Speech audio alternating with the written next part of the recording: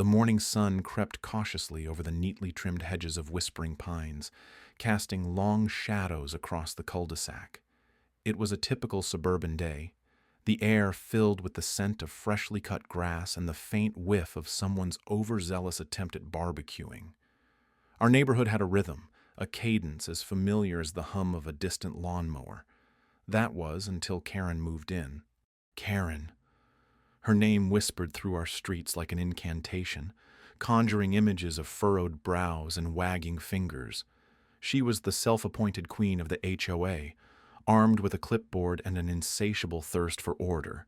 A misplaced trash can here, a rogue dandelion there. Nothing escaped her watchful eye.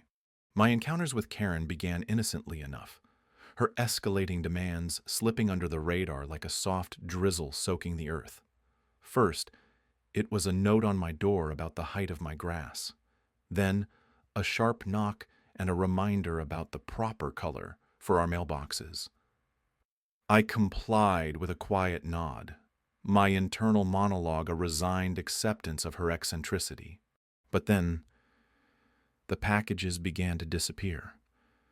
Small at first, an envelope, a book. But soon they were larger, more personal. An item I had painstakingly chosen for my wife's birthday vanished into thin air. The neighborhood buzzed with similar stories. Whispers of missing deliveries mingled with the chirp of evening crickets. In the quiet recesses of my mind, I began to suspect. The clues were there, subtle as the bloom of a morning glory. A glimpse of Karen in the corner of my eye as I retrieved the mail. Her quick glance, her stiff smile. It would have been easy to confront her, to storm across the street with accusations on my lips. But that was not my way. Instead, I watched, observed, let the pattern emerge like a picture slowly developing in the darkroom of my mind. Karen, with her penchant for control, had made a hobby of collecting what wasn't hers. The thought was almost amusing, her obsession with order leading to this chaos. The trap I devised was simple, a product of quiet contemplation and a touch of irony. A package, innocuous in appearance, strategically left on my porch.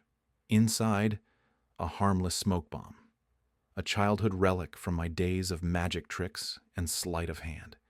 And above, my security camera, its eye unblinking, its memory unforgiving.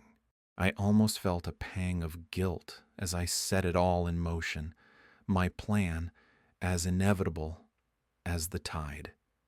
But there was something poetic about it, the way the pieces fit together in this suburban chess game. I was not one for confrontation, but justice, it seemed, had its own quiet allure. The evening sun dipped below the horizon, casting a golden glow over the neighborhood. I sat on my porch, sipping my coffee, my eyes on the prize. The package sat there, a silent sentinel, waiting for its moment, and Karen, with her predictable precision, would soon come calling. The trap was set.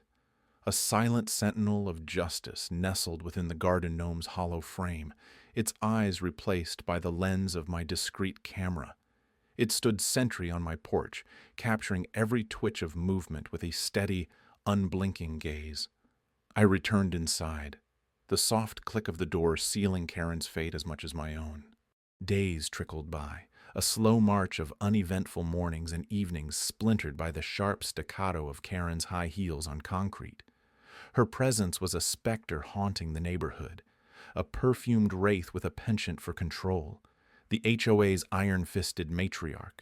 She wielded the rulebook like a sword, slicing through peace with arbitrary citations and mandates dressed in petty grievances. It started with the mailbox, a note, pristine yet vicious in its brevity, demanding its color adhere to regulation beige. Beige, the hue of boredom, of conformity. I chuckled, a quiet rebellion simmering beneath my calm. My mailbox, a deep forest green, stood defiant amid a row of monotony. Change was a battle I chose not to fight with paint. The citations multiplied like rabbits. A rogue dandelion in the yard, an unsanctioned garden flag fluttering with the whimsy of a gentle breeze. Each notice was a whisper, a relentless reminder of her watchfulness. The neighborhood was her stage, and we, unwitting actors, bound to perform under her scrutiny. Karen was more than rules and citations, though. She was a maestro of gossip, conducting an orchestra of whispers that snaked through cul-de-sacs and latticed fences. Rumors proliferated, thick and sticky, as though spun from sugar-coated lies. Each one a thread in a tapestry that painted me in hues of suspicion and rebellion. I overheard snippets at community gatherings, the conspiratorial tones carrying my name like a leaf on the wind. Paranoia, they suggested, had gripped my heart. I was said to be obsessed with my parcels, obsessing over imaginary thefts. The irony twisted in my gut, a bitter fruit I refused to swallow. I waited patiently, knowing the camera would bear witness. Patience is a quiet strength, a river of resolve that carves through stone over time.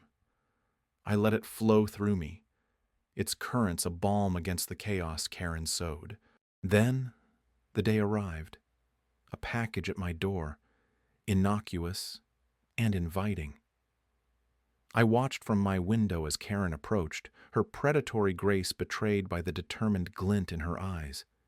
She hesitated, a porcelain hand hovering over the box. The paws stretched, pregnant with the weight of decision. And then she took it.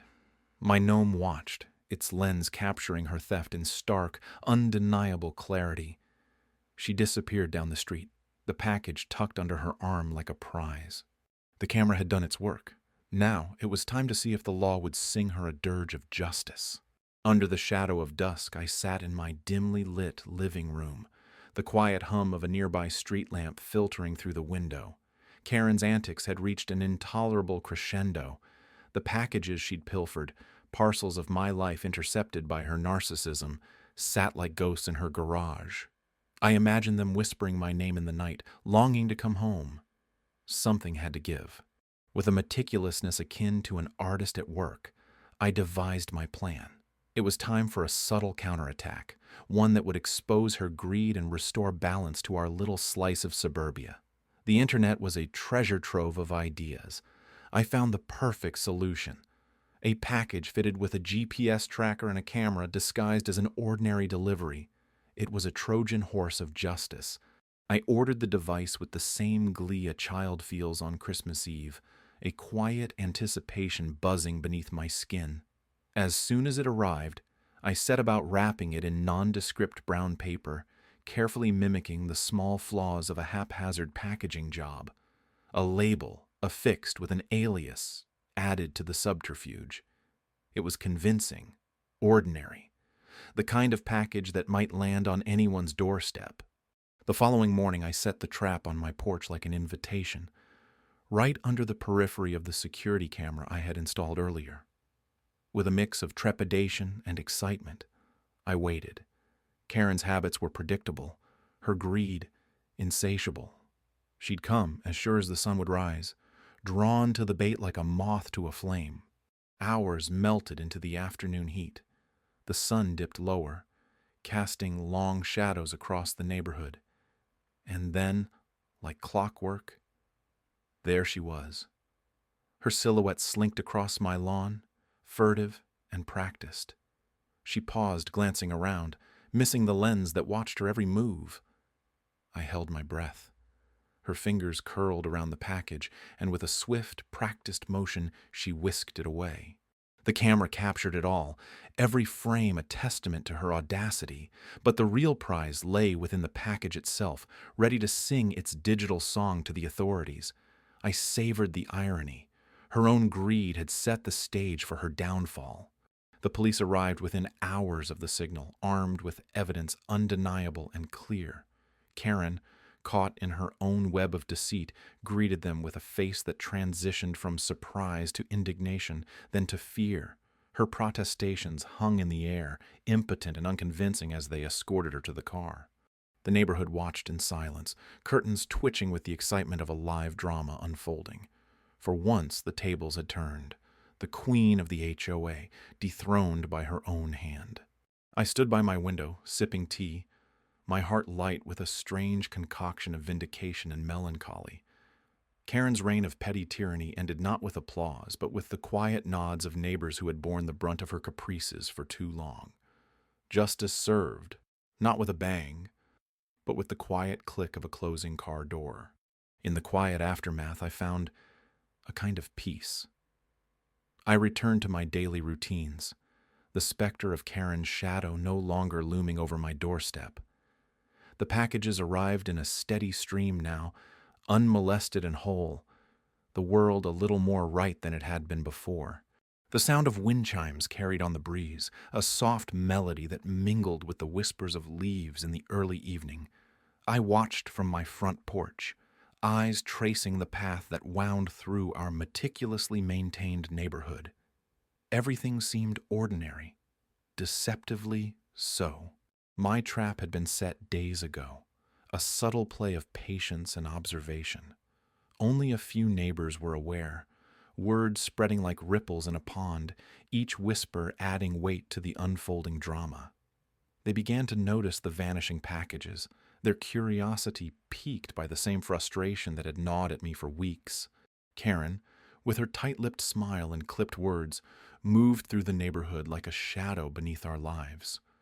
Always vigilant, always watching. She played her part well, the self-appointed guardian of our suburban sanctuary. But even perfection had its cracks. In the evenings, I would sit on the porch, sipping tea, letting its warmth seep into my bones.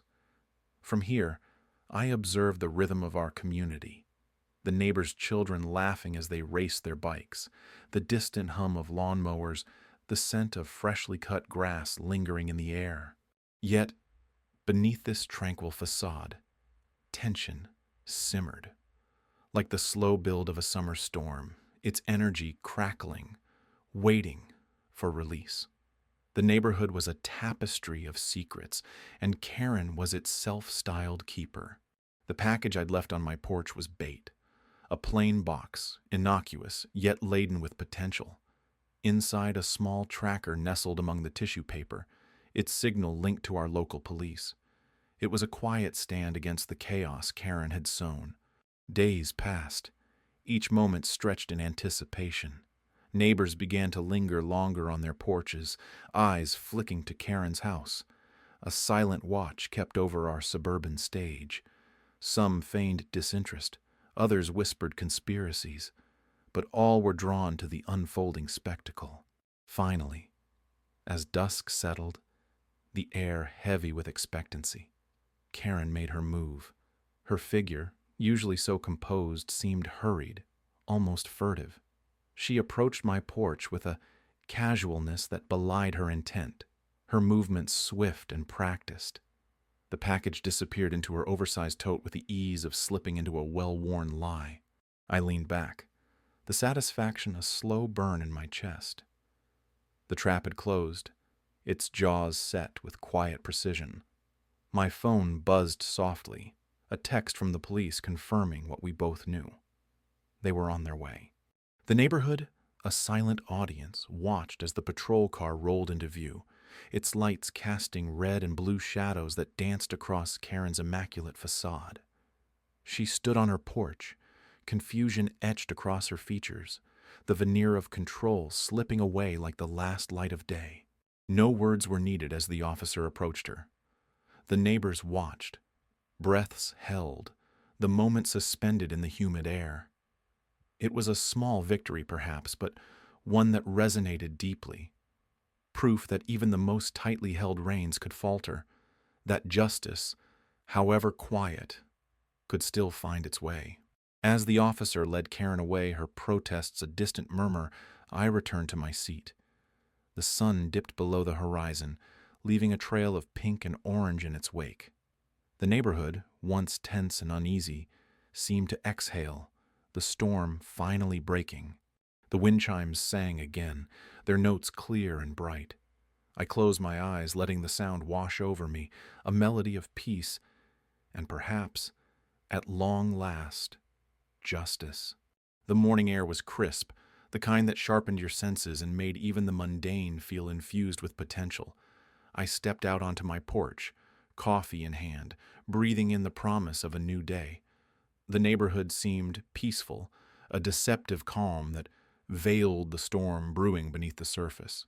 Karen had been unusually quiet since the incident, her usual self-assured strut reduced to a cautious shuffle. The police camera footage was a masterpiece, capturing not just her crime but her arrogance. There was something poetic about how the truth had been laid bare. Pixel by pixel, frame by frame. But I knew better than to gloat. This was not over.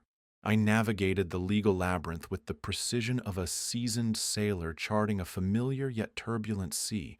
The evidence was solid, a fortress of undeniable proof that left no room for her usual manipulative tactics. I found myself savoring the irony. She had built her reign on fear and entitlement, yet it was technology, a simple camera that would dismantle her little kingdom. My lawyer was efficient, a quiet bulldog with a penchant for justice. Together, we crafted our case with the meticulous care of artisans shaping a masterpiece. No detail was too small. Every nuance was considered. The filings were made, the gears of justice set into motion with a satisfying click. There was no need for grand gestures. The quiet ticking of the legal clock would suffice. As days slipped by, Karen's facade began to crack.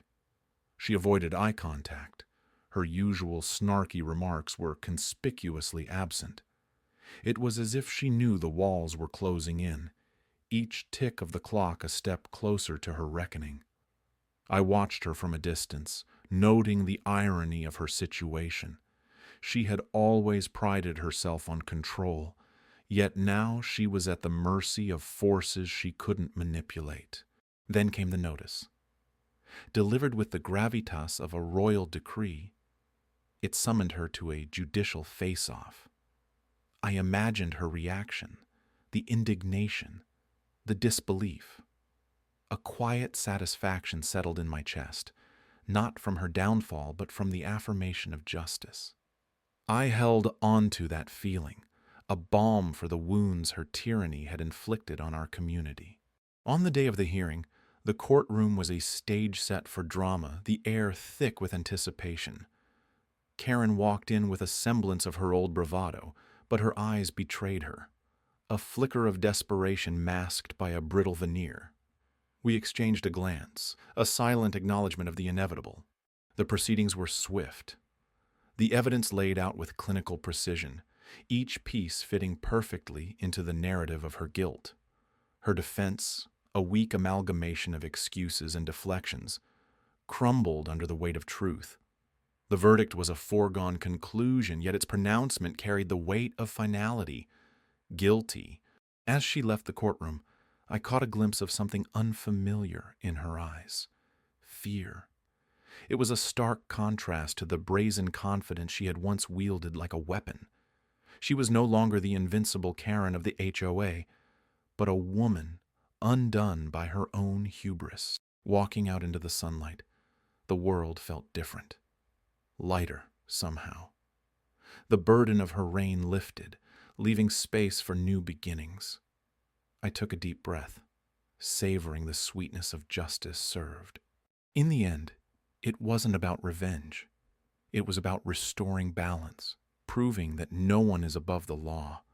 And as I sipped my coffee, watching the neighborhood awaken to its newfound peace, I realized it was enough. The quiet triumph of justice, the poetic symmetry of a well-laid trap, and the satisfying click of the final piece falling into place. The trap was set, and now the waiting game turned into a taut string of anticipation. The community watched and whispered, their lives dangling on the precipice of spectacle and justice. I felt the air thick with the unspoken, as if the very neighborhood held its breath, waiting for the unraveling of Karen's reign. Morning arrived with a hesitant sun, casting long fingers of light across my lawn. Leaves trembled in a soft breeze, and the world seemed poised on the edge of something transformative. I sipped my coffee, a ritual grounding me amid chaos. The rich aroma swirled with my thoughts, a welcome distraction from the knot of tension nestled in my chest. It happened quickly. A rustle, a shadow flitting across the periphery of my vision. There she was, with her faux casual stride, eyes darting around like a thief in broad daylight. Karen, oblivious to the eyes watching from behind curtains, approached my porch with the inevitability of a storm. The trap sprang with a silent, satisfying simplicity. The police camera, discreet yet omnipresent, captured every telling moment. Her hand paused mid-theft, a deer caught in headlights. The realization unfolded across her face, a slow, dawning comprehension of her own hubris. For once, Karen was speechless. No biting commentary, no righteous indignation, just the stark, cold truth reflected in the unblinking eye of the camera. The irony was palpable, a sweet justice served without fanfare or spectacle. The neighborhood buzzed with the electric charge of change. Neighbors emerged from their cocoons, faces bright with a shared relief. A community fractured by division began to knit itself back together, wound by wound. There was laughter, cautious at first, then swelling into a full-throated celebration of unity and liberation. Karen's downfall was not the climax of a grand saga, but a quiet, inevitable consequence. She became a ghost of her former self, a lesson in hubris that lingered long after she retreated from her post. Her influence waned, a tide receding to reveal a shoreline renewed. I watched the transformation from my porch, a quiet observer to the shifting tides.